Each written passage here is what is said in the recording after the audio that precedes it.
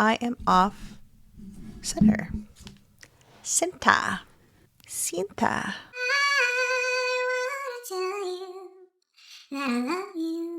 Good morrow, everybody. My name is Robin, also known as SunnySideUpGal, and you are my SunnySideUp pal. Good morrow, good morning, and good day. If you are new here, hello, hi, how are you? I'm so glad that you're here. I'm so glad that you are here. I appreciate you being here. If you haven't already, please consider giving me a subscribe. And go ahead and hit that like button because me know you're gonna like the video, okay? I'm talking super quiet because the current time is 12:50 in the AM and my husband is sleeping. I should be asleep. I got like a 3-hour nap. We went to bed pretty early, like 7:30, 8 o'clock-ish. But then my husband had like this like coughing fit. I don't know what happened. The allergies are nuts right now in Florida. It's like oak season, so all the like our cars are just constantly covered in pollen. But anyway, he had a coughing fit and I couldn't go back to sleep. And rather than stay in my bed and doom scroll, which I did for like an hour, I was like, let me go ahead and make some content because by the time I do decide to make some content or make a video or film, I'm going to be exhausted. So at least I can get a little bit of filming done and then go back and take a nap before I have to go to work. This is just how things are in this household. If you're not new here, I appreciate you coming back and enjoying me every week. I hope that you're having a wonderful Friday. Well, I hope you're having a wonderful week and welcome back. Welcome back and good morrow. So it's Friday, so what are we going to do today? What are we going to do today? It's Friday when I post this, but it is Wednesday. It is also my husband's birthday. He's 35 years old. If you didn't watch my last episode, go ahead and head back there or I'll link it up here somewhere. But my husband and I filmed together. It was for his birthday. So I hope you guys like it. And I hope you like my husband because me like him quite a bit. But yeah, so I'm sorry if the whispering or the silent speaking, I'm just trying to be a little bit more quiet. I'm just trying to be quiet. Okay, so today's episode, we are going to be doing some FatLogic Friday. If you are unfamiliar with FatLogic, get familiar with it with me. Okay? Mommy wants to play a game. I want to play a game. So our friend Billy here is going to present a random emoji throughout the video. So if you want to play along and play a game, try to get all the emojis, put them in the comment section. If you get them all right, I'll just like leave you a bunch of eggs or something. You get claps, you get gold stars, and you get gold eggs. Gold stars and eggs. And then at the end of the video, stick around, I'm going to be shouting out. So I started this like a couple of weeks ago and I just haven't remembered to check back, but I want to, I did a community post on my community posts on YouTube and asked that you guys send me your like non-scale victories or just like good things that are going on in your life. And I just keep forgetting to go back and read through them. I did 5 of them, but there's like 69 or 70 now. I need to follow up and get through those. So because I want to, it's not just about me, you guys. This is a community and I want to celebrate y'all. Okay? Okay. So stick around to the end. If not, I appreciate you watching to the end anyway, but have fun. Also, before we get started, don't mind, obviously I put a little bit of stuff on my face, like lip stuff, because I'm sleepy, but I did just roll out of bed to come and film for you guys, okay? Okay. So if you are unfamiliar with FatLogic, it is a subreddit on Reddit that I frequent quite often. I'll read the description. So, FatLogic is anything that deviates from the scientific facts of body weight management. This can range from fundamental misunderstandings of how biology and physics work to lengthy political diatribes about how everything is society's fault. Falling victim to FatLogic means accepting misinformation that will harm efforts to keep your body at a healthy weight or lose weight if you need to do so. So do. Okay, so I usually go to FatLogic on Reddit, I sort by new, and then we begin. Okay, everybody have a good time, have fun. All right, so this is Fat People Don't Get Fair Trials, ? So anti-fatness is not just body shaming. Let's see if I can open this and y'all can see it a little bit better. A little bit better. Anti-fatness is not just body shaming. Anti-fatness is discrimination. Anti-fatness is having next to no legal protections for being discriminated against. Anti-fatness is being denied housing, jobs, receiving less pay and promotions legally. because of your size, anti-fatness is being denied access to clothing, seating, transportation, and other human rights because infrastructure, why does that feel so weird in my mouth? Infrastructure has been designed to exclude you. Anti-fatness is less likelihood of receiving a fair trial. Anti-fatness is dehumanization. Anti-fatness is being denied necessary surgeries. You know what this sounds like? This feels, so first of all, I'm just gonna say wrong. Right? And it also feels like a scare campaign. Are scare campaigns a thing? Let me look that up really quick. Okay. Yes, scare campaigns are real. This feels like a scare campaign. So a lot of times the fat acceptance community, they have to use these like extremes. They have to say things like you're being discriminated against, this is harmful, anti-fatness is dangerous, etc., because that is the only way that they feel like they can be taken seriously. Also, it adds a bit of emergency, a bit of what's the word I'm looking for? It adds a bit of urgency to their cause. So if they were to just be like, yeah, it's uncomfortable, anti-fat acceptance, anti-fatness makes me uncomfortable, like that's not as important or as urgent as being like, we're being discriminated against, we're being oppressed, like people of color or people who are part of the LGBTQIA plus community, etc., or disabled people, right? I feel like fat acceptance likes to insert themselves into other movements so that they can be taken seriously, then they don't have to lose weight. Which, I mean, nobody owes us weight loss. You know, if you don't want to lose weight, that's fine, but you can't go onto the internet and tell people that like being fat, like I'm just spitballing. It's not saying anything here, but sometimes like they go onto the fat acceptance community will go onto the internet and be like, being fat is a political statement. Being fat is perfectly healthy. There's nothing wrong with being fat. There's no proof that excess adipose tissue causes any harm to the body, etc. Like they spread a lot of misinformation that me not like very much. Anti-fatness is dehumanization. See, that's one that I'm like, anybody who doesn't really think for themselves is going to read that and be like, yeah, I am being oppressed. You know, this type of what's the word? Information is what causes like panic, like even like a mini panic in a group, and it's like super problematic. I can imagine somebody, maybe even someone who hasn't had real world experiences, maybe somebody in high school. I'm assuming this is from Tumblr, so it's like a lot of high schoolers on Tumblr. I can imagine somebody in high school reading this and being like, yeah, this is dehumanization. It's like indoctrination, sort of. Anti-fatness is being denied necessary surgeries. So the whole surgery thing, it is a medically necessary like denial. So a lot of the times they bring up let's say, for example, because I've seen this in the past, like within the last at least 3 weeks from me posting, bi-weekly by the way, or tri-weekly actually, but they've brought up gender affirming surgeries where people have been denied, like let's say top surgery because of their weight. But this is a medically necessary denial because there's a handful. Here's what I know for sure. So like people in obese bodies, like it's harder for healing it takes a lot longer if you can't it takes a lot longer for you to heal if you're in a larger body. If you can't reach around and like clean yourself, you know, that's another issue. If you can't even like get out of bed to like get into a shower, that's another issue. And then also anesthesiologists and anesthesia has only been tested like on a specific threshold / body size. So the larger you are, the more anesthesia you would need. And it can be dangerous because like that, I mean, people die from anesthesia complications all the time. So why risk it?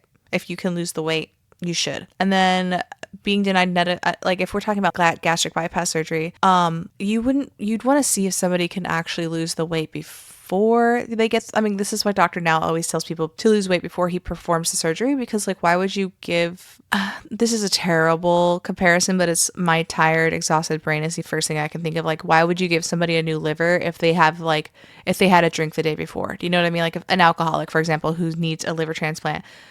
That's actually, that is a terrible, and I'm going to keep that in, but that is a terrible explanation, that is a terrible comparison, but That's where my brain went. Okay, I'm so sorry, but like it kind of seems like that. Like, and obviously you would want to do whatever you can to keep people alive. I feel like a new liver transplant could be a life and death situation. I mean, there's not much time, right? Well, there's a little bit more time with obesity. But anyway, why would you give somebody the weight loss surgery if like they engorge themselves? That's a good one. Why would you give somebody the weight loss surgery where you're cutting their stomach basically in half if they literally ate like 4 pizzas the day before? Like they clearly don't have, the mental capacity to be responsible with the surgery.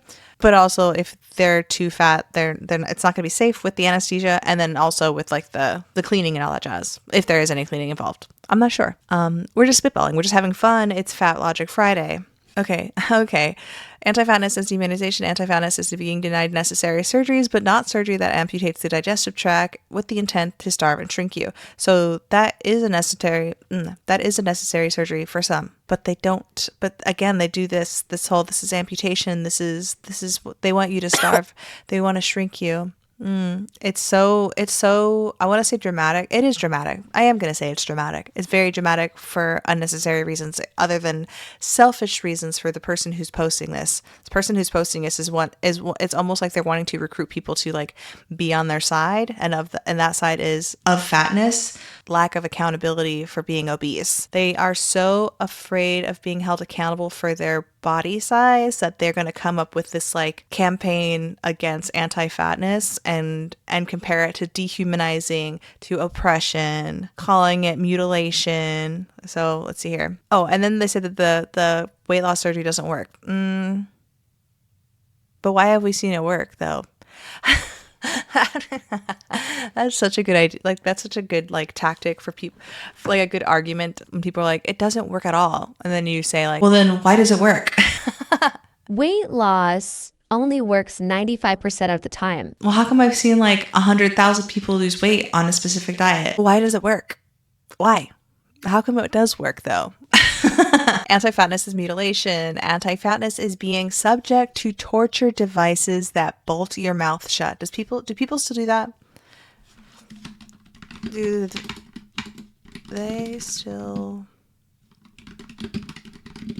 Okay, do they still wire mouths shut for weight loss surgery? While jaw wiring for weight loss, also known as orthodontic jaw wiring or intermaxillary fixation, is rarely used, it has not completely disappeared as a niche, extreme method. It is not mainstream medical treatment for obesity. Oh, and reputable medical professionals do not recommend it. So I don't know where this person is, but again, I mean, this was something that I saw, like, I remember seeing this. I don't think I've ever seen anybody personally. I've only seen this like on TV, like something I remember seeing it in maybe on like the N. I saw in my head, it's some girl that goes to camp and she's like at a singing camp or like a drama camp and she's got her mouth wired and she was like maybe overweight.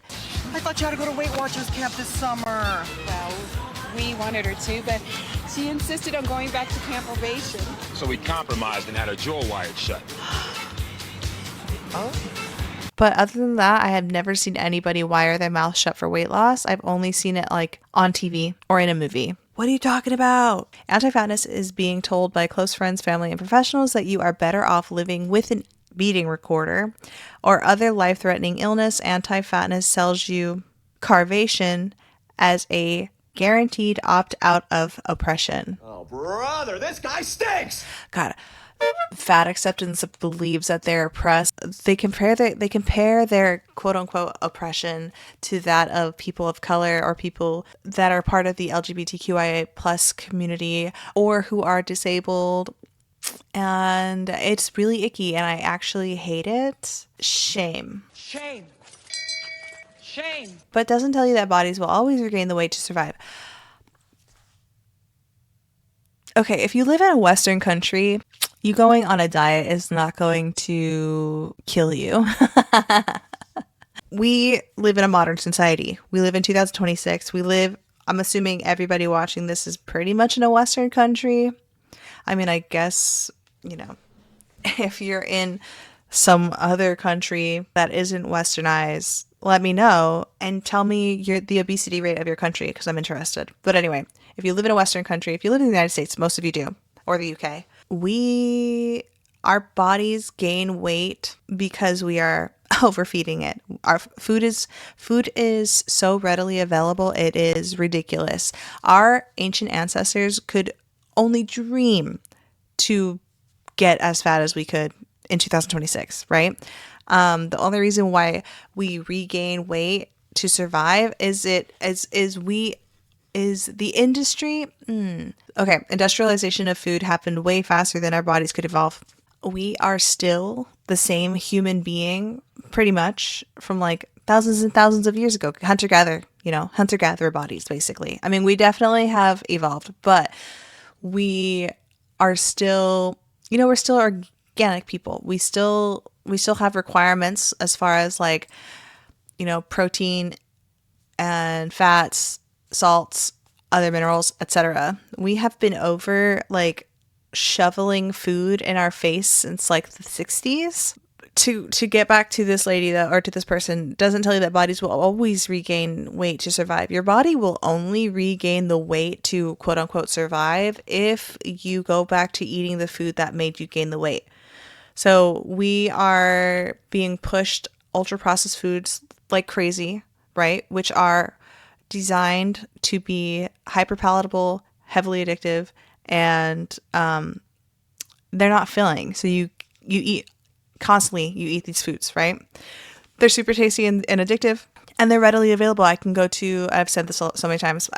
I mean, I have a 24-hour McDonald's across the street, basically. Not across the street, but like close by, basically, right? I can go to McDonald's right now and get a Big Mac and a large fry. The only reason why we would regain the weight is because we go back to eating like shit, basically. And we got to go back to our roots. We got to go back to the foods that our bodies actually need. We got to go back to eating mostly whole foods, right? I'm not going to sit here and lie to you and say that I don't eat ultra processed foods. I do. I had some Spam yesterday, okay? The difference between eating it sometimes and eating it for every single meal is huge. The difference that it could make to switch from ultra processed foods to more whole foods, or even just like a whole foods, like even cutting down like 10% of your ultra processed foods intake can make a huge difference. And some people maybe in the comments, I doubt it because y'all are cool, but like I feel like some people are like, well, it's so expensive to go from like ultra processed foods to whole foods. Listen, there is a gal on here. Maybe you guys know who I'm talking about. Maybe you don't know who I'm talking about, but there's a gal on here who shares her grocery hauls quite often. She just shared in one of her recent, I think her last video, that she spends $300 a week on groceries. And most of her grocery hauls are junk food and snacks and ultra processed foods and junk. Like I've never seen her. I mean, I guess maybe every once in a while she does like a separate like protein haul. I haven't seen it, but she buys mostly junk, and it's her husband and her child, and $300 a week is wild. And I know that me and my husband, we're not like special. We don't have any kids. We spend probably like $250 every 2 weeks, maybe $300 if we're like doing special meals. But I'm currently on a weight loss journey, and so I eat like the same like 3 meals every week. And we eat mostly whole foods. I mean, we kind of like splurged on Spam this weekend, but it's keto, so whatever. But yeah, we do eat mostly whole foods. And if it is a processed food, it's like minimally processed. So for example, we have like a ton of, dude, I'm going to send you a picture. Let me post a picture here of the sardines that we bought. We just bought like a huge, like 6x6, 36 cans of sardines.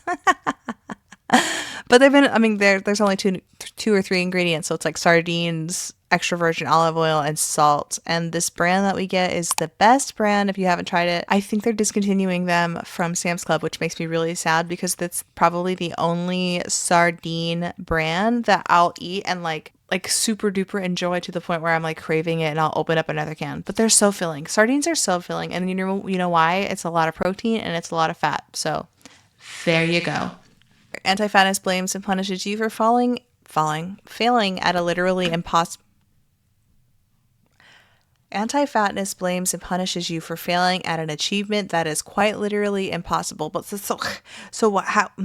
What do you mean it's impossible?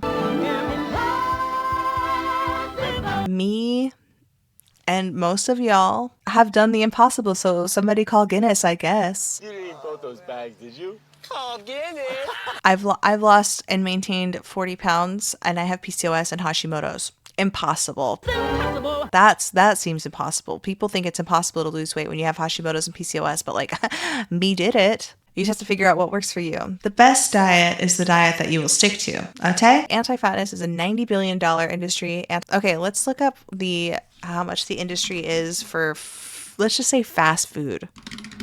Food industry income revenue. That's the word I'm looking for. Okay. Okay. Anti-fatness is a $90 billion industry. Fast food. The global fast food market is a massive, generating over 900 billion to 1 trillion in annual revenue. Okay. Anti-fatness is being denied gender-affirming care. Anti-fatness is being barred from in vitro fertilization. You know that like carrying a baby when you're super morbidly obese is like actually pretty dangerous. It's called a high-risk pregnancy. Why would we, if you can't get pregnant, first of all, if you can't get pregnant anyway, I'm so sorry. Like, I know that's super painful for some people, but if you can't get pregnant because you're obese, if you really, really care and you really wanted to get pregnant, like if it was in my blood and my soul and I was like, I need to be a mother, and my doctor was like, I can't do the in vitro on you, you have to lose 100 pounds, you better goddamn believe it, I would lose 100 pounds. If it was like my destiny to become a mother, right? It's not, but, being barred from in vitro fertilization sounds like you're being discriminated against. It sounds like the way that they're wording this is like your doctor sees you and goes, no fatty, no babies for you, fatty. Sorry, fatty, you're fat. No babies for fats, right? And that's not the case. Why would we put something in you that could fucking kill you, right? Putting a baby in a morbidly obese person can be dangerous. You run the risk of like, the minute you get pregnant, you've got gestational diabetes. If you've got diabetes, it's dangerous to be pregnant. I mean, we've all seen Steel Magnolias, okay? Shelby, you need some juice. Drink the juice. Please drink the juice. Dr. Mitchell told her on her last appointment, children aren't possible. Don't talk about me like I'm not here. So, stop. And reproductive health care. Anti-fatness is being barred from adopting children. Is that a thing? Adoption weight restrictions. In UK. Okay. In the UK, there is no strict legally mandated weight limit for adoption, but a body mass index of 40 or over is often treated as a threshold requiring significant Okay. You know what, though? I love that. You should not be super fat, morbidly obese, can barely take care of yourself, and then adopting a child. Am I right or am I wrong? If you disagree with that, tell me in the comments. That seems okay to me. Like if you are super morbidly obese, like what, you can barely take care of yourself. Like 40, is 40 that big? I think I was 43 at one point. Okay, so I am 5'4", and then I think my highest was 232. Okay, obesity. Class 2 obesity. So I was at a BMI, I was almost class 3 obesity. And I'll show a picture of this is my fattest picture, I think.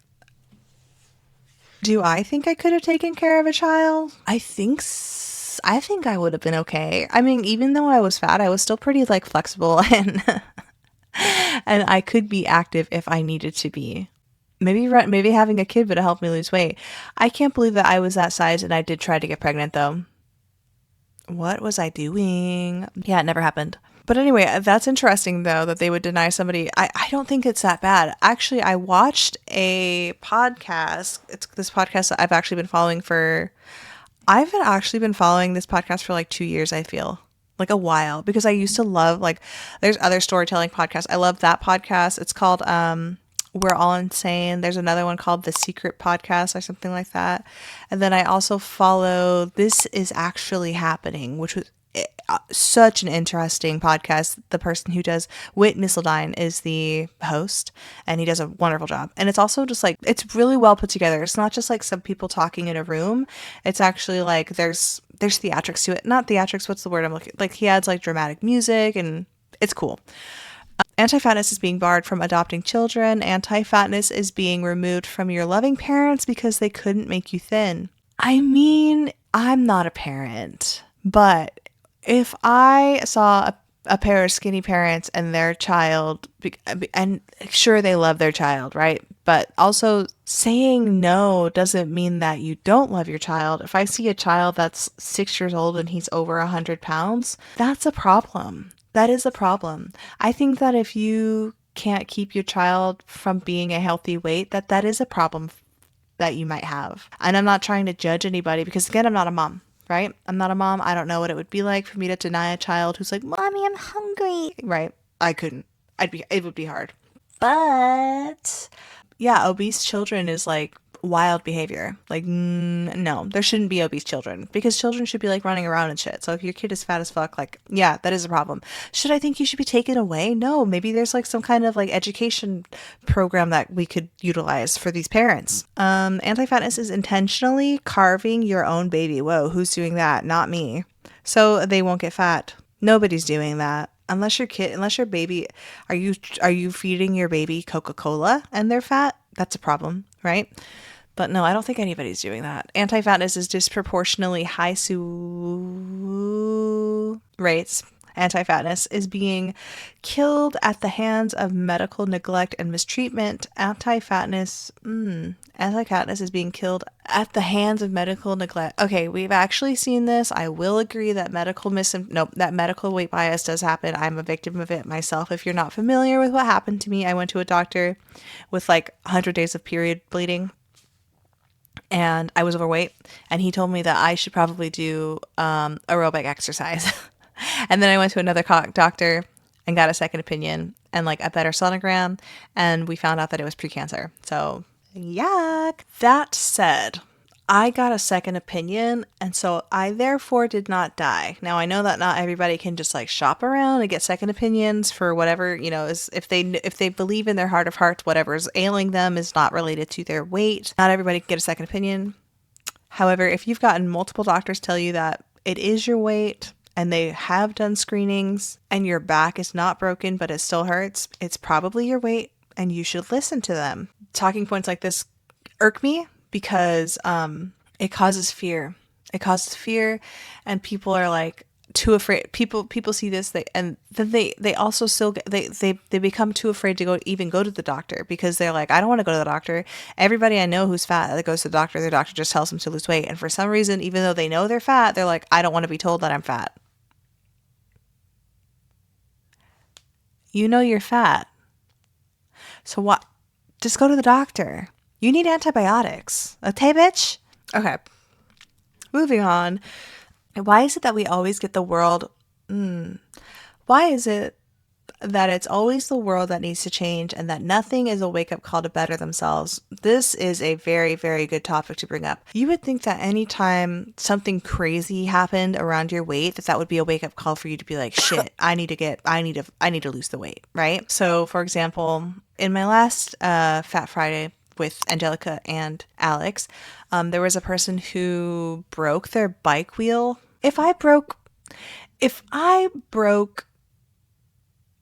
anything from my body, I'd be like, oh shit, I need to lose the weight, right? The person sat on their bike and broke the wheel. The oldest invention on the planet, and you're gonna break it? Anyway, they broke the wheel and they just assumed that Italy was fat phobic. Like, that's stupid. You are too big for this fishbowl. Okay. When the seatbelt doesn't buckle, or the arms of the chair make it impossible to sit, or the restaurant booth is too small, these systemic barriers remind larger-bodied people that their bodies are the wrong size. No, I mean, yes, you are the wrong size because that chair has probably been there for 30 fucking years, right? That booth. If you're at a diner, that booth has been there for a while. You've outgrown the world. You need to fix it. Stop growing. Stop getting fatter. that there's something wrong with them for not fitting. How the world accommodates our bodies affects how we view them, and we need to make the world more accommodating for larger people. No, you need to stop. You need to accommodate the world, right? You need to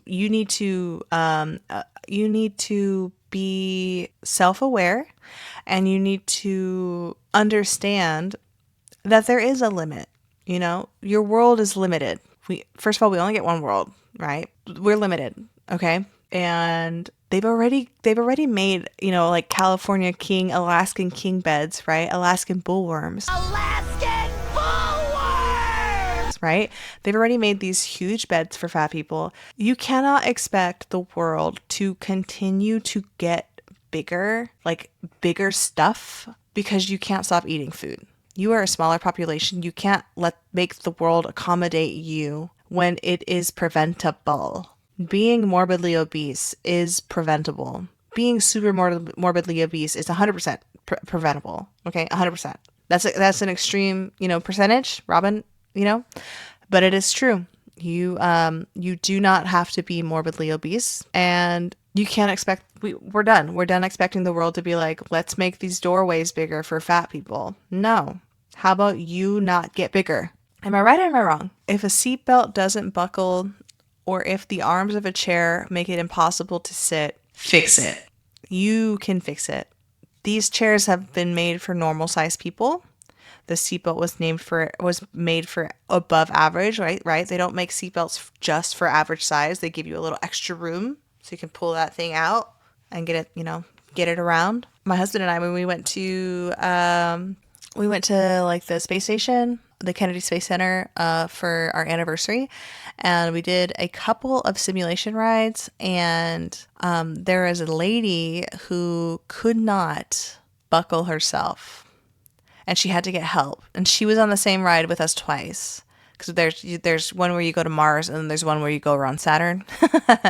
And the second time when we were going around Saturn, she needed somebody else to like buckle her, and everybody, like the people who were helping her, the people that worked for NASA or whatever, like I think they were going a little too soft on her.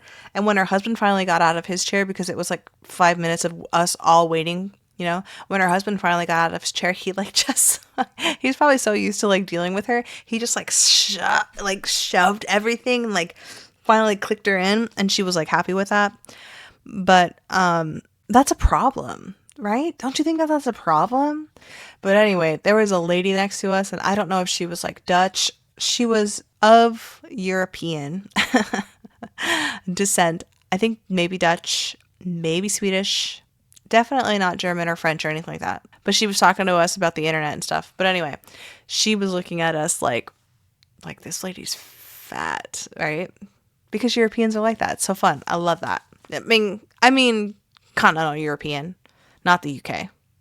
Not that the UK is fat, but you guys are more like us than you are, right? Do you guys agree? I feel like the UK is a little bit more, not like American. We're Americans are very special, but people in the UK are more prone to obesity. There we go. All right. Larger bodied people often encounter reminders that their bodies are the wrong size and that there's something wrong with them. Lots of minor discomforts and a few major discomforts add up over the course of the day. It can make people feel like they don't fit in, don't belong in this world that was not built to accommodate them. Okay. Am I wrong when I say that accommodations are not like a right? Right? Accommodations are like a privilege, right? Like you can't expect everybody. I mean, it's nice. It's a nice gesture for accommodations. I think people who are disabled, you know, they deserve accommodations. What happened to them is not 100% preventable. For example, let's talk about somebody who was born with no arms and legs. Yes, they deserve accommodations. But somebody who was born in a regular body, who, let's say, for example, who just so happens to like Haribo gummy bears a little too much and eats fast food every fucking day and doesn't know how to eat whole foods and eats like a toddler, basically. A toddler. No, a toddler wouldn't automatically reach for McDonald's. You fed them that, bam. They don't deserve, I said it. I don't think that fat people deserve accommodations. As far as like, if you're at my place of business and you can't fit in the doorway, I'm so sorry. I'm not building another doorway. Okay? Okay. Making the world accessible to people of all body sizes is important to me. Comfort is important, but that's not the only thing. It's not about safety either. It's not just about safety either, which is also incredibly important. I agree. But you have a brain, and cars have been around for a while. I wonder if seatbelt sizes have increased since the 70s. Have seat sizes changed over time? Okay. Yeah, seatbelt sizes have changed over time with trends differing between the automotive and aviation, blah, blah, blah. Okay, so I guess automotive seats have changed. They started adding like 20 more inches on a seatbelt, which, okay, cool. God, can you imagine if I went and found a car from like the 50s and the seatbelt didn't fit me because I'm 2026 normal? Normal. I'm still obese. Okay, making the world accessible to people of all body sizes is important to me. Comfort is important. Okay. This is about inclusion and about making sure that everyone feels like there is space for them in the world. As advocates for body liberation, as so many of us are, we must continue to center the experiences of those who face significant systemic barriers to just existing in their bodies. Let's break down a little more.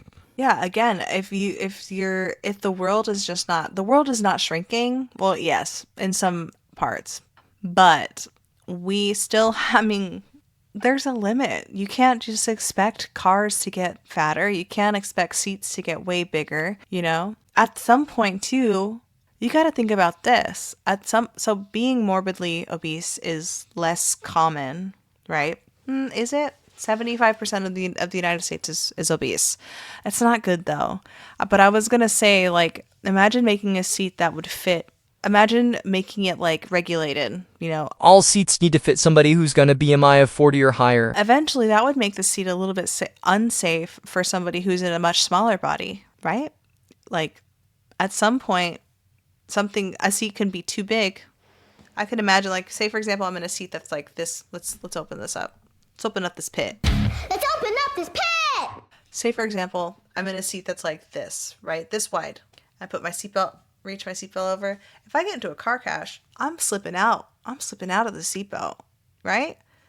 That's too much room for a seatbelt to be. Am I right or am I wrong? I think I'm right. Oh my God, dude. Oof. This is a juicy one. All right, I'm going to read it and then we'll break it down. Okay, fat acceptance influencer. She doesn't say who it is. She does not say who it is.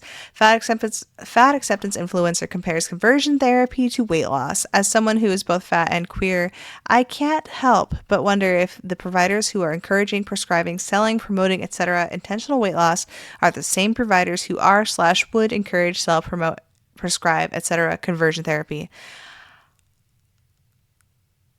This feels homophobic. Comparing the struggles of a fat person to the person who's queer. I mean, I understand that this person says that they're queer, but comparing weight loss to conversion therapy is not even, like, this is kind of disgusting. Like, it's not even close. Not even close. Conversion therapy has, like, ruined lives. I mean, I could imagine somebody whose life has been ruined from weight loss, but conversion therapy is not the same as, like, a medically necessary, your body needs you to to lose this weight or you're gonna die of a heart attack. Conversion therapy is like someone's opinion and they want you to be straight, which fucking dumb, right? Conversion therapy, weight loss, it's like comparing celery to a hamburger. And that is all I can say. That is all I can say. Like, how would you even, what in the hell, dude? I've been sitting with this one for a while, debating the pros and cons of sharing it. You should have never shared it. You still have time to delete this. I want to be clear that this is not about comparing oppressions. It is, though. You just did. You compared oppressions. Oppressions can't be compared and also all intersect. Okay, whatever. The reason I can decide to share this is because there are parallels between these two aspects of my identity and how the cultures respond to them. I'm guessing that most providers who support or profit off of intentional weight loss would say that they are opposed to conversion therapy. And they would probably be telling the truth, but then completely miss the parallel to the body size. Okay, conversion therapy is not this. Conversion therapy is, again, somebody's opinion. Somebody saying you're a homosexual, etc., and we want you to be straight. We're gonna do that. We're gonna make you straight. Being a homosexual or being like part of the LGBTQIA plus community is not a medically dangerous thing, right? That is your identity. It has nothing to do with like your cholesterol levels or having a heart attack or diabetes, right? Whereas if you are living in an obese or a morbidly obese, super morbidly obese body, you've got you're not going to be around very much longer. You probably are going to get type 2 diabetes. You're going to get fatty liver disease. You're going to have cholesterol, and you're going to have clogged arteries, etc. There's a lot of things that go with living in an obese body that you can't compare to being a homosexual. Like they're not, or to being part of the being LGBTQ plus IA, right? They're not comparable. I hate this. There's no parallel, right? There is no parallel. And they would probably be telling the truth, but blah, blah, blah, blah. I know this might be a leap. Oh, baby girl, it's not a leap. You fell. You fell from the Grand Canyon, basically. It requires an understanding that just like queerness is not changeable, body size is not changeable. Yeah, you literally have been changing your body by gaining 50 pounds every fucking year. And then also we see everyday people who change their body with diet and exercise, basically. That is such a weird statement to say. Body size is not changeable. Are you dumb? Are you stupid or are you dumb? And then even if either of these were changeable, there would be no reason to change them. It is only in the context of stigma that attempting to change these is even a thought. The fact that this person is even, if this person has credentials, remove them, revoke them. And people who support intentional weight loss and people who support conversion therapy are trying to use stigma to change a stigmatized part of someone else's identity. There's no way to address stigma with stigma. What? Hold on a second. And people who support intentional weight loss and people who support conversion therapy are trying to use stigma to change a stigmatized part of someone's identity. No, I don't get that. If somebody gets that, please let me know in the comments what they've been trying to say, but do it without a paragraph. Break it down. If you have to do it in a paragraph, don't even try. And people who support intentional weight loss and people who support conversion therapy are trying to use stigma to change a stigmatized part. Where's the stigma that they're trying to use to change a stigmatized? I'm so confused. All right, I'm skipping that. They are both a form of eugenics. Conversion therapy is an attempt to rid the world of queer people. Intentional weight loss is an attempt to rid the world of fat people. Okay, eugenics is a strong word for this. I would say agree with the conversion therapy thing. I hate this so much. As far as like intentional weight loss is an attempt to rid the world of fat people, you're still the same person when you lose the weight, right? If I decided to I am losing weight. I'm still the same person. It's still the same, the population hasn't changed, right? Because I'm still here. So what do you mean rid the world of fat people? We're not trying to rid the world of fat people. We're trying to make the world healthier. Like, I feel like this is a dream. Have you ever had a dream? Am I dreaming? If I know that someone provides profits from intentional weight loss, I know they aren't a safe person for me or any fat person. I know that if someone provides or profits from conversion therapy, I know they aren't a safe person for me or any queer person. Okay. So if I know somebody is profiting from intentional weight loss, they aren't a safe person for me or any fat person. So the person who is probably profiting or providing intentional weight loss is going to be any reputable doctor. So you're telling me you don't feel safe with medical professionals? Good luck. Okay? Good luck, because you're going to be seeing a lot of them in the future if you continue what you're doing. And I'm not talking about going to the doctor. I'm talking about going to the emergency room, baby girl. Because I went to the emergency room a lot as a fat person. I'm not saying that. I'm not wishing harm. I just went to the doctor quite a bit when I was morbidly obese, okay? There's only if you are a fat person pursuing intentional weight loss or a queer person pursuing conversion therapy, this post has nothing to do with you. This is about people providing or profiting from these things, not people who are oppressed trying to decrease the amount of stigma they encounter. I didn't choose to lose weight to get away from the stigma. Like, obviously, if you've been following me for a while, I chose to lose the weight because I had a cancer scare and I have PCOS, insulin resistance, and Hashimoto's. I had to switch to eating better in general for my Hashimoto's, but also being morbidly obese, my hormones were just, you have excess adipose tissue, your hormone, it's gonna be a shitstorm, girl. You're gonna be not well. And then diabetes is just like a slippery slope into like worse things. Diabetes runs in my family like mad. And I didn't want diabetes. And so I lost the weight and I started eating better. And guess what? Last month I reversed my insulin resistance. And I actually ate half of a cookie, like a big ass cookie. I'll share a picture. And then my glucose levels did the things. The normal things that a normal person without insulin resistance would do, because mommy's healed, okay? There's way more to say than that, what I can fit here. But if you support intentional weight loss and are opposed to conversion therapy, take time to reflect on the parallels and consider if your ethics and morals are really aligned with encouraging intentional weight loss. And if you support conversion therapy, unfollow me now. Okay, who in 2026 is supporting conversion therapy? We've all heard the horror stories. It doesn't work. It's bullshit. It's evil. Let me know in the comments, you guys, like, what do you think about that? This is such a weird comparison to me, and it's actually pretty gross, actually. Pretty gross, okay? Again, they're not comparable at all. They are not comparable at all. You've heard the horror stories. I'm not going to get into some of the horror stories that I've heard about people at conversion therapies and what happens there, but you can't compare the horror stories of conversion therapies to like somebody whose feelings are hurt because somebody told them to lose weight. Intentional weight loss for somebody who's morbidly obese is nowhere even, they're not even in the same room. Okay? Actually disgusting, actually gross. I wish that I'll have to do this off camera, but I need to figure out who this person is so I can see what other weird, nasty things that they're sharing, because this is actually gross. I'm disgusted. To compare intentional weight loss to the disgusting practice of conversion therapy, are you fucking dumb? Are you fucking dumb? All right, sorry about that. I had to wish Michael a happy birthday and send him on his way to work. We are going to do one more of these FatLogic, and then we're gonna get to my besties from my YouTube posts. Let's celebrate. Let's end this week on a positive note after we get done with the mental illness of FatLogic. Also, I feel like my saturation was a little bit too high before, so if I come out a little orangey or too colorful, sorry. I feel like it's good now. It's pretty close. Okay, so touching base on the conversion therapy one, the comment. Whoa, are you saying that even though conversion therapy is bad, you can always become gayer? That's good. I love the internet for stuff like that. So thank you, Casian. Okay, so this is someone's first time finding FatLogic in the wild. A lot of these AI generated videos of Black women are also often depicting fat Black women.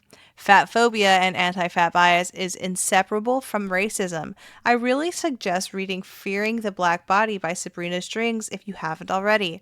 This is one of those situations where I go, everybody in the fat acceptance community kind of parrots each other, but they're also kind of playing the telephone game where they are kind of repeating what they heard from somebody else, but they've added their own spin, or maybe they're not really understanding.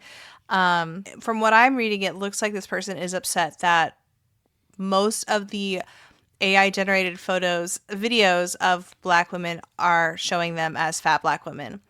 Whereas there are many people in the fat acceptance community who say that the BMI and like anti-fatness is rooted in racism.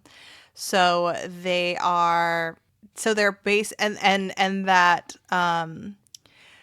wanting to be thin is wanting to be the opposite of Blackness, basically. So basically just like jumbling all people in one race as like inevitably fat, which feels racist to me. If I'm wrong, I'm wrong. Let me know if I'm wrong in the comments. But because bodies all come in different shapes and sizes, you can't just be like, Black people fat. That's weird, right? That's incorrect also. Because no, that doesn't exist, right? Not every Black person is destined to be fat. I would say that more white trash living next to a McDonald's would be, it just depends on where you're at, basically, would be fat. anti-fat bias is inseparable from racism. So I'm confused, and I wonder if this person is upset that most of the fat black women depicted in AI most of the black women in AI depicted in AI generated videos are fat. If you're also reading that, let me know. If you don't read it that way, also let me know. Okay, Instagram activist hates the idea of flattering and is offended by it. Ooh, we love when people are offended by just like regular words. Just a reminder that when we tell someone that their outfit isn't, I don't know why, but this is giving me Stuart Little. I don't know. It reminds me of Stuart Little for some reason. Maybe the color palette. Okay, just a reminder that when we tell someone that their outfit isn't flattering, that what we're really saying is you didn't make yourself small enough. Fuck that noise. In 2026, I'm wearing the most voluptuous outfits and I'm taking up as much room as possible. So you're rude. I will not be small. So let's break this down. I've talked about this before, but like lines exist. You know, it's not that you accentuating the lines that your body exists with.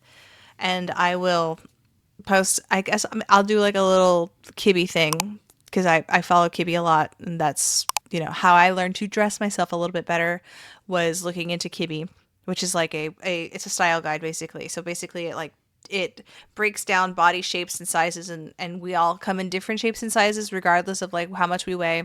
Lines exist, your body shape exists. Something that's going to look really, really nice on somebody who is like thin, like let's say like thin with no curves, maybe boyish is what somebody would call that. You know, I'm thinking Twiggy, right? So like somebody who's boyish, something like a trapeze dress would look good on somebody like that.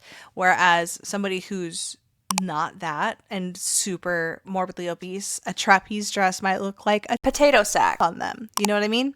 So it's not that you didn't make yourself look small enough.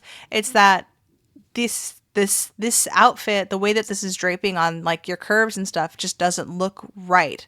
Because your body, we are humans, clearly, but we have eyes. Also, clearly, we can see when something doesn't work, right? It's almost like when you're looking at, like, let's say, for example, you're looking at a picture frame on a wall. You can tell, even though you don't have a level, you can kind of tell if it's off, right? If you're looking at curtains you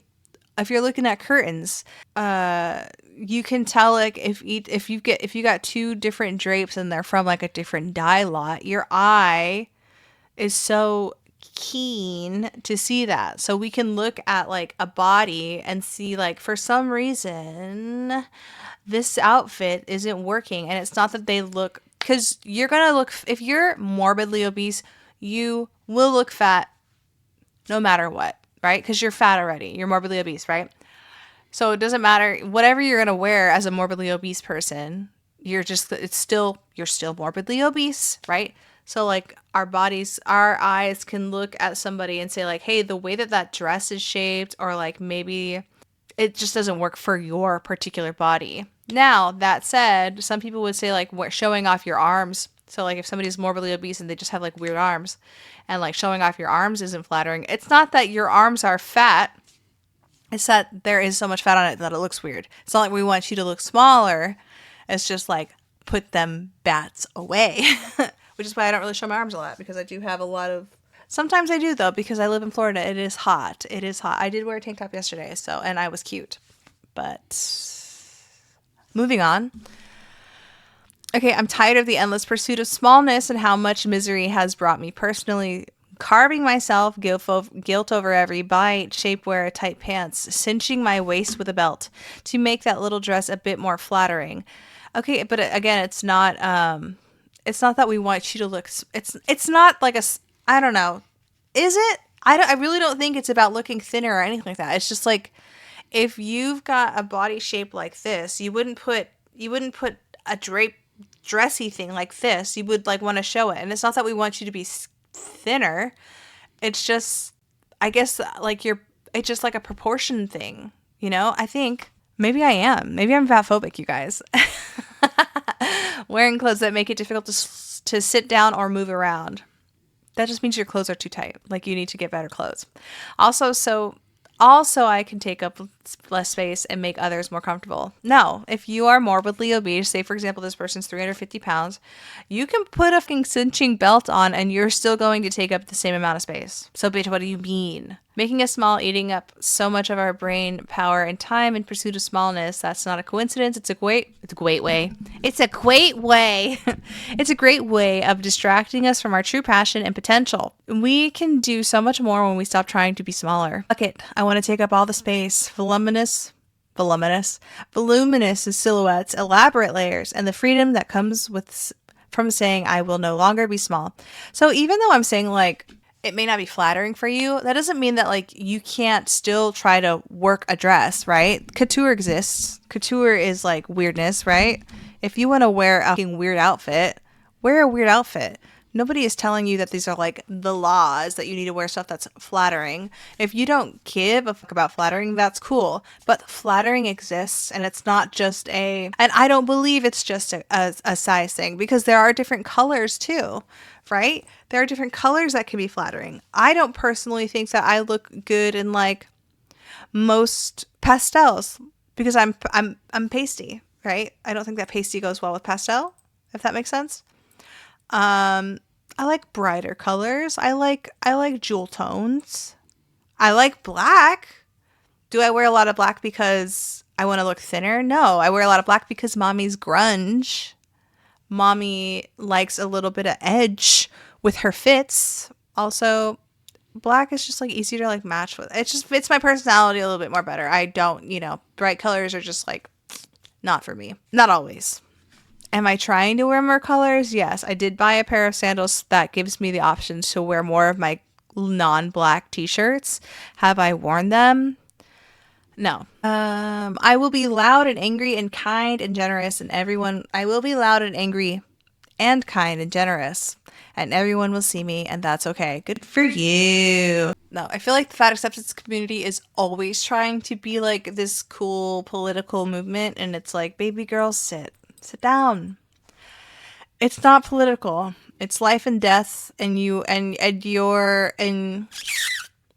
just trying to insert yourself in every little hot buzzwordy movement so that you basically don't have to like lose weight. That's what it sounds like. That's what it feels like, right? Doesn't that feel like that? Doesn't it feel like fat acceptance is always trying to just insert themselves somewhere so that their movement sounds so super important or so super like absolutely necessary so that they don't have to lose weight? And nobody is like, honestly, nobody's forcing you to lose weight. The problem is that you're working so hard to try to make it so that everybody believes that being obese is perfectly fine, and it's absolutely not fine. It's dangerous. And that's on fatphobia, and that's on God. All right, so as promised, I'm going to go to my posts. Damn, I can't find it. I need to I need to save the link for it. Okay. I'm just going to fix this while I have you guys because my laptop is dying. Okay, so this is a post that I have on my community tab, and I don't have it. I can't like pin it, which would be nice, right? But I'll just have to find it every time I get on here. But anyway, I have it set to newest. All right, so it's a post that I made 3 weeks ago. I want to shout y'all out in one of my upcoming videos. Send me your successes, send me your good news, and send me your weight loss wins. I will use names, so fair warning, do not comment if you don't want all that. So I'm going to do newest and go down to the bottom. So the last one that I left off at was Matchaman. So we're just going to keep going down the line until I'm done for the morning, because I do have to go back to bed. But I am having always a fun time with you guys, so I hope you are also having fun. But let's listen. Okay, so Shawnee Adventures. Ooh, I posted a little something in the community tab. I can't find your post, Shawnee. That's what I get for posting every day. Shawnee, I can't find your post. I'm so sorry. But also, you guys, look at this. So Marsa Polo drew this for me. And I am obsessed. So I was so honored. I've never had anybody like want to draw me. So that was really cool. I'm in my little Shrek TV. It says, quick little doodle of the egg queen in her natural habitat as a thank you for the beautiful community she's built. Thank you, Marco Polo. I literally was shitting myself. I couldn't wait to show my husband. I was like, look, somebody drew this for me. And my cheeks were hurting from smiling so much. I could not believe that somebody wanted to draw me. That was cool as hell. Anyway, Shawnee, I'm so sorry I couldn't find your post. Like, where is you at, baby girl? If you find it, Shawnee, comment on there. And I don't know if you can tag me, but I can't find your community post. And I'm not sure how long it was, but maybe I post too often. I'm so sorry. Okay. Sorry, Shawnee, but hello. Hi, Shawnee Adventurers. Adventures. All right, Amber Lynn is my goal. What? Amber Lynn is my... Oh, Amber Lynn's amygdala. I've lost about 60 pounds so far, and I'm only 15 pounds away from being the healthy weight range. Okay, so that was 3 weeks ago. What is your progress now, Amber Lynn's amygdala? I am so excited and happy for you. Great job. Everybody clap for Amber Lynn's amygdala. Okay, YLL 000. Saw my best friends after months of not seeing each other, and I'm finally starting to be happy in school. Yay! We love a happy schooler. Getting back into walking and biking too with the weather picking up, and I couldn't be more excited. Yes, we love the outdoors. I've been telling anybody who's like feeling any kind of like, you need to get out and get in the sun. Get out and get in the sun. Soak your sun balls. Sun your balls.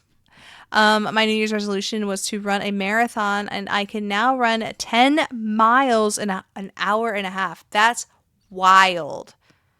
10 miles, an hour and a half. That's 1.5. That's 90 minutes.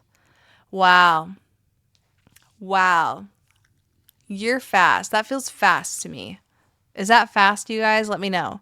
Just in time for my first half next month. A half marathon is 13.1 miles for anyone who's curious. That's crazy. I feel like if I did 13 miles and I was running, I feel like I can walk 13 miles in a day. Running, though, I mean, it would take me like, how long would it take me to do that? Because I'm not running. How long would it take me to walk 13 miles? A long time, especially in Florida. I'll be sweating and like dying, basically. All right, Connie 824. That's funny. I don't know why. And Connie, this isn't related to you, but that reminds me of Fatty 2x4. Do you guys remember when people used to say that? Is that why you did that? Is that why you did that, Connie? Connie 824. It took years, but it was worth it. I lost 110 pounds from my highest weight while having hypothyroidism. Same. Hashimoto. Same. PCOS and endometriosis. I don't have endometriosis, but goddamn, girl. I'm also 50 years old, so yeah, menopause. Not that it makes a difference except to prove it's possible, but I also did it naturally by tracking calories, getting steps in, and read more. Lifting. Good job. Everybody needs to be lifting. I should be lifting. But I haven't been back to the gym since my Hashimoto's flare. I need to do something. I need to get back into shit, babe. All right. I rewarded myself with a Mobby makeover. Ooh. And I am so happy with the results. Still healing. Finally back on the treadmill, but still not allowed to lift yet. Okay. So 3 weeks ago, how are we doing, Connie? Let me know. Let me know in the comments. Lucia Mulligan. I am slowly and steadily losing my pregnancy weight. Breastfeeding didn't make me lose a kilo, so I'm keeping it low carb. Hell yeah, we love a low carb baddie. Whole foods as much as possible. Already down from 75 kilograms to 72 kilograms. Hopefully to leave class 1 obesity soon. Very cool. Congrats, baby. Also, congrats on your baby. But also, congrats on... also, very cool. We love low carb. And again, I don't do whole foods all the time. I definitely partake in processed foods. But we keep it at a minimum, you guys. I don't buy like bags of chips and shit, okay? All right, Mama Peg. I think this is where we're going to leave it off. Mama Peg. Okay, I've lost 50 pounds since October 2025, and my A1C went from 5.6 to 4.9. Your A1C is better than mine, so that's clap for you. Clap for you, Peg. I just got through a nearly 6-week stall and maintain a weight. Okay, I just got through a nearly 6 weeks. Why can't I talk? I just got through a nearly 6-week stall and maintained that weight 3 to 5 pound range. Oh, I think there's missing a parentheses. Okay. And am now starting to drop again. Hell yes. All right. Peg, let us know in the comments what you did to bust through your plateau, because sometimes it works differently for everybody. And it's a good idea to like try different things, you know? Sometimes if I'm in fat fasting works for me. So effing proud of myself for sticking to it when it got emotionally hard. Good job, Peg. I'm working through my E followed by the letter D issues, and I haven't had an episode since November 22. Very proud of you, baby girl. I've gone from being nearly bedridden to getting 3 to 4,000 steps a day, planning to increase it in April. The nurses can actually find and see my veins for infusions. Very cool. And my skin is feeling so much better eating a 80-20 whole foods and low carb way. Good job, Peg. Again, we love low carb. We love anything that works for you, though. You guys find a diet or find a program that works for you that you will actually stick to.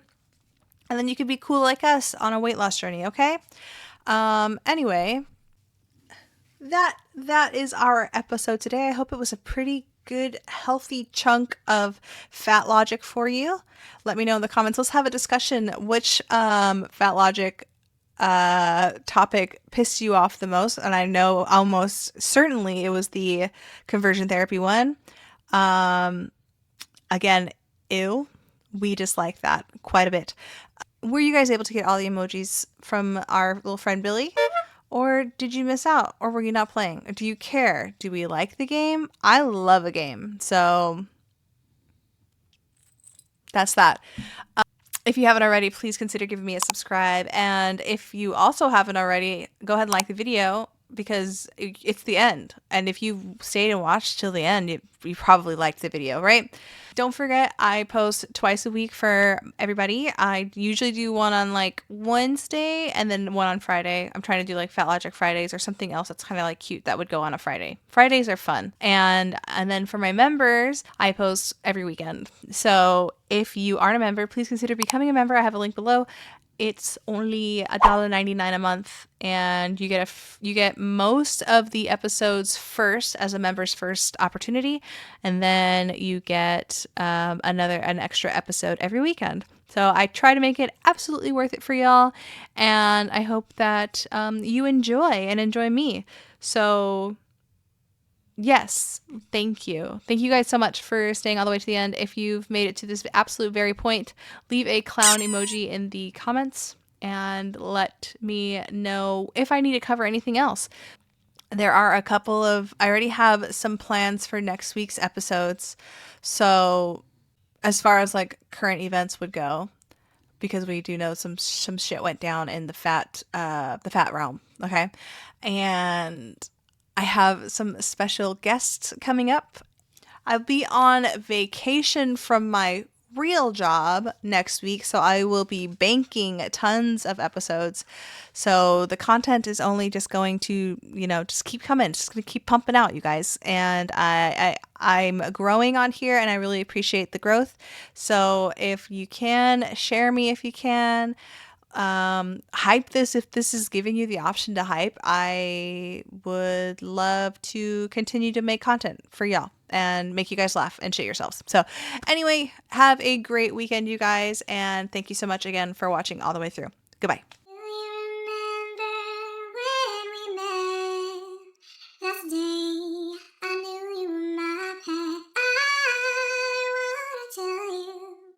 I love you.